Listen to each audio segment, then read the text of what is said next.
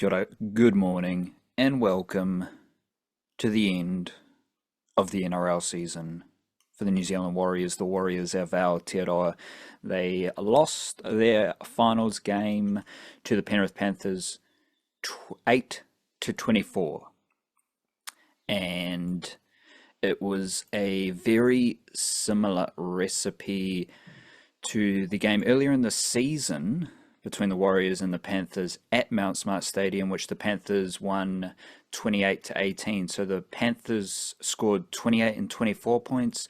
The Warriors scored 18 and then 4 points in their two games against the Panthers at Mount Smart Stadium this season. It is a bummer that they lost. It's not good to lose games of sport, especially at this level, especially at this stage of whatever season you're dealing with. But if we start with the overall big picture feeling, the loss was to be expected, to be honest. The Warriors were underdogs, the Panthers were the big doggies, the big donnies, and we'd been watching this Warriors team stumble into the finals. I think they got 3 losses in a row right now. Loss to the Eels, a loss to the Seagulls, a loss to the Panthers.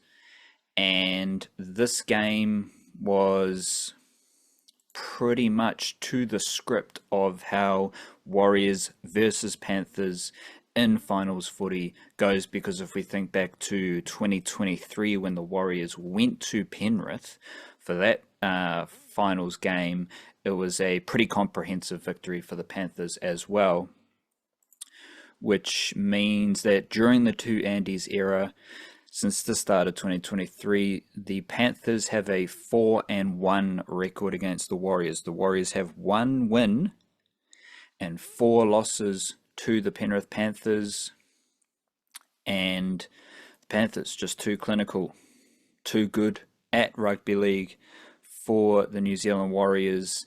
And when you add in a 1-4 record against the Panthers in the two Andes era, 1 win, 4 losses over the last 3 seasons, you add that to another strange old wrinkle that we've been talking about in recent weeks, and that is the Warriors are losing games in front of their biggest crowds this season. It's now 5 losses in front of their 5 biggest crowds at Mount Smart Stadium this year. 2025 season, the Raiders game was the biggest crowd, 26,500. That was a loss. Eels and the first Panthers game are tied for the next biggest crowds. They're both losses. This finals game against the Panthers was actually the 4th biggest crowd, 24,500 apparently. That was a loss. And of course, they lost to the Titans a few weeks ago as well at Mount Smart Stadium. So the Warriors now have a 1-4 record against the Panthers during the two Andes era, and their 5 biggest crowds at Mount Smart Stadium this year are all losses. So quite clearly, quite obviously, given who the Panthers are, what they've done, the Warriors suck against the Panthers, and the Panthers are the big donnies over the Warriors, with all those little wrinkles of connection: Webster, Fisher Harris, Luke Hanson, not Jet Cleary, because Jet Cleary, that's all overhyped, but Luke Hanson, jokes. Shout out to the New South Wales Cup team, they're playing on Sunday today, and the NRLW team, they're playing today, so watch out for that. But there's 2 clear themes here as I waffle on. Panthers are the big donnies over the Warriors still. 2 wins at Mount Smart this year for the Penrith Panthers, scoring 20 plus points. That is massive. So the Panthers own the New Zealand Aotearoa Warriors, and the Warriors suck in front of big crowds at Mount Smart Stadium. Just to hammer home how clinical and effective the Panthers were, they had the better completion rate. I just mistyped the stat, 83% to 72%. So if you give a good team like the Panthers the majority of possession, because they have 56% possession, something like this is probably going to happen. The Panthers also had a longer average set distance and a quicker average play the ball speed. A lot of the other stats that are offered by NRL.com, they can just fall in the bucket of having more possession. You got more possession, you got more touches, you're probably going to have more runs, you're probably going to have more run meters, you're probably going to have more post-contact meters, probably going to have more tackle breaks, and so on. But those averages, when they're aligned, and when I can manipulate the statistics in my favor for a clear picture, I will do so.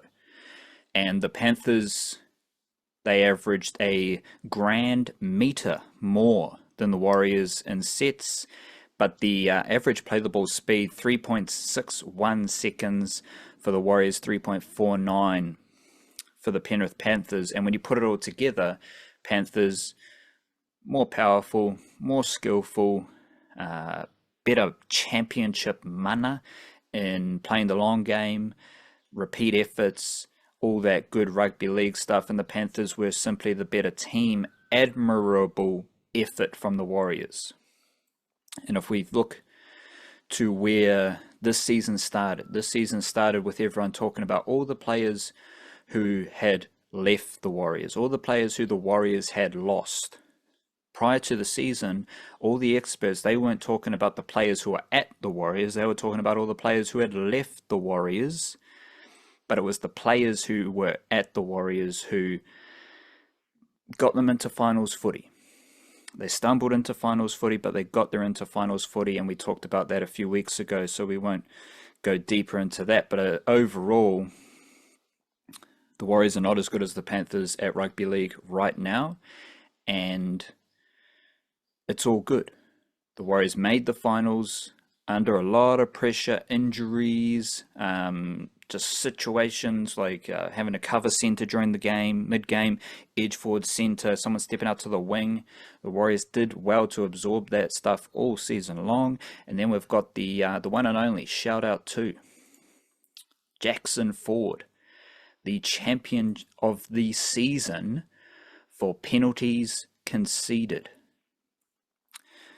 I don't know if there's another Warriors player who has 10 penalties conceded, but the NRL.com top 50 for penalties conceded, there's a few on 10, so there might be a few on 10. There might be Warriors who have conceded 10 penalties this season who are not in the top 50, but Jackson Ford, he is in the top 50 for penalties conceded. He is the only Warriors player in the top 50 for penalties conceded, and he is 5th. Shout out to Jackson Ford, big effort from him. I think he had 3 penalties conceded against the Panthers, so that was great effort from him. Straight back into the team, 3 penalties conceded, and that took him up to 5th in the NRL. So big salutes to Jackson Ford. Still, I think the most frustrating, there's two pictures in my imagination that sum up my season for the Warriors, sum up the Warriors season for me, and that is the baffled look from Jackson Ford when he does concede a penalty. And a lot of the time, Jackson Ford, when he does concede a penalty, you or I are watching it and we're like, yo, Jacko, chill out, bruh. You're just laying all over him. Jacko, get out of the way. The ball is going to come at you out the back of the play of the ball. Get out of the way, son. We can all see that Jackson Ford is going to concede a penalty. We can all see why the referee's blowing his whistle for a penalty. And then the camera goes to Jackson Ford, and Jackson Ford's like, who, me? What did I do? I'm a good boy. Well, Jacko, you love conceding penalties, and that's just how the season ends. And it's how the season started, because if we think back to the Raiders, round 1 in America, shout out to America, doing great stuff over there. Jackson Ford was starting the game ahead of Aaron Clark. So the season started with a lot of frustration directed at Jackson Ford, for me personally, and the season ends with a bit of frustration directed at Jackson Ford again. So that's one lasting vision I have of the season. The other lasting frustrating thing from the season is just the Warriors were behind in this game, and they still didn't really go out of the box to have a crack. And it's like their system, the coaching style, and the way they play their rugby league got this team into the finals. The way the Warriors played their rugby league helped them get into the finals this year, despite losing all those players over the offseason that apparently was going to ruin their efforts this season. The Warriors stayed in finals footy with their recipe despite losing Mitchell Barnett, despite losing Luke Metcalf. The Warriors system, the style of play, the style of coaching, everything the Warriors do and did this season helped them make finals footy for the second year under coach Andrew Webster. So that works. That is effective in making finals footy. There's a pretty obvious next step for the Warriors, though, and that is more attacking impetus, a little bit more funk, a little bit more razzle dazzle. And I talked about that last week. I wasn't really expecting any Taintua Piki. We only got like 13 minutes of Sam Healey in this game as a late call-up, and that couldn't really do anything because the Panthers were just controlling the game. But the addition to the Warriors game plan, the development for them as a team, coincides with a lot of the timelines. Sam Healey should play a lot more NRL footy. Taintua Piki should play a lot more NRL footy. All those, like Leka Halasima is going to be more comfortable. All the attacking funk that is in the Warriors system is going to start to integrate and flow into the NRL team. Maybe C.O. Kelly appears as a funky outside back as well. But in many games this season, when the Warriors were being, like, they were behind on the scoreboard, there wasn't the adaptability to be like, yo, we need to get pretty crazy here. We need to throw the ball around. We need to move the ball. We need to offload. We need to execute some set plays to the highest degree. We need to score points. We need to compete for the ball when it's in the air. Instead, they kind of just stick to the script, try to trust the process, and again, it's like a balance in my mind of that works. That is the foundation of Warriors Rugby League that has helped them make the finals 2 years in a row and make the finals with a lot of young players playing a lot of rugby league, like all young forwards getting a lot of experience. All that stuff has helped them be steady, and being steady is really good for the Warriors right now. But if we're thinking about the Warriors going up a level, it was there on display against the Panthers, because when the Panthers took the lead, when the Panthers scored their second try to Brad Schneider creeping out a dummy half, and there's a bit of a points gap here, it never really felt like the Warriors were going to be able to get back into the contest, because they don't have that unpredictable attacking flair. They just want to stick to the game plan, and that's cool. But that's just the dynamic in my mind, and I still found it a little bit frustrating that there wasn't the hope that the Warriors might switch it up just a little bit, chasing points at the end of the game. And one last thing that was a bit of a bummer, because I've enjoyed the performances of Wade Egan this season. And he was all right. 4 dummy half runs for 39 meters. That's 10 meters per run, scooting out a dummy half. But the biggest change for me, and obviously there's the injuries. There's before Barnett, after Barnett, BB, AB. There's before Metcalf, there's after Metcalf. Like, those injuries are massive for the Warriors, but they stayed in finals footy. There's a clear, it's not half, it's like just 2 stages of Wade Egan's season. First stage, which is basically up till round 17. I think he played a lot of consecutive games there, maybe not. Wade Egan, he had 3 games running over 100 meters. Most of those games running over 50 meters. He's got some tackle breaks. 8 tackle breaks, 3 line breaks. If we go to round 19 onwards, which does include his 13 minutes against the Titans in the home loss, which he looked really good at the start of that game, and then he got injured, then the Warriors started to stink and the Titans won. But round 19 onwards, Wade Egan does not have a tackle break. Wade Egan doesn't have a line break. Wade Egan has one game over 50 meters. 88 meters against the Knights, playing 80 minutes. Here's his run meter tallies in those games. Tigers 35 meters, Knights 88, Titans 39 in limited game time, so that was pretty good. Dragons 43, Titans 39, Panthers 39. Wade Egan started the year on fire. He started with 5 consecutive games with 50 plus run meters. He had 3 games, as I said, 100 plus run meters in his first 7 games of the season. Then he had 3 more games with 70 plus meters. And like midway through the season, we got 6 games here. He's got 5 games with 50 plus run meters. Talked about the tackle breaks. Whether he was battling an injury, whether he was just tired, that kind of sums up the Warriors season generally. Because Wade Egan, the threat out of dummy half, just vanished.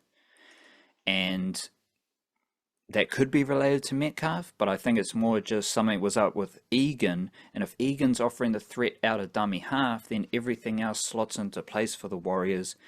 And instead, Wade Egan, his production, his dynamicism, him being a dynamic dummy half, vanished. No tackle breaks in 7 games to finish the year. 1 game over 50 meters to finish the year. And that includes against the Eels, where he had no run meters. Something was up with Wade Egan. And that sums up the Warriors, because the Warriors stumbled into finals footy, and that was probably obviously related to Wade Egan and his diminishing effect out of dummy half, his diminishing influence out of dummy half, because I mean, these aren't great teams. Tigers, Knights, Titans twice, Dragons, Eels, and Wade Egan was not effective in those games. That sums up the Warriors' end of season dynamics. One other thing that I did think summed up the season was, think back to that Titans game. Leka Halasima scores the try, and there's Warriors everywhere. Like Leka Halasima, he's fast, he's powerful, he's bursting forward, but there's Warriors chasing him. The Warriors are running faster than any of those Knights in that play, like the 81st minute, whatever it is. Then we come to the Panthers, and what happens in that sequence? Someone does a kick. I think it's like Edwards or Alamotti. They tap the ball back infield, but it's in the in goal. But then they get out of the in goal, and then the Warriors start smashing them. And then Nathan Cleary does a kick, and there's no one in the frame to catch the kick. There's no one even in the frame to react to. Well, there is like Dallin Watini to Lesniak's in the frame. He's in the vicinity. You can see like Tuivasa-Sheck up top. Shanzikal Clocks, there's nowhere to be found. But there's a massive gap in the middle of the field. No one wants to catch the ball. There's no one around to pick up the ball from the bounce. Panthers want the ball more. The Panthers are moving faster. The Panthers are desperate to find that footy.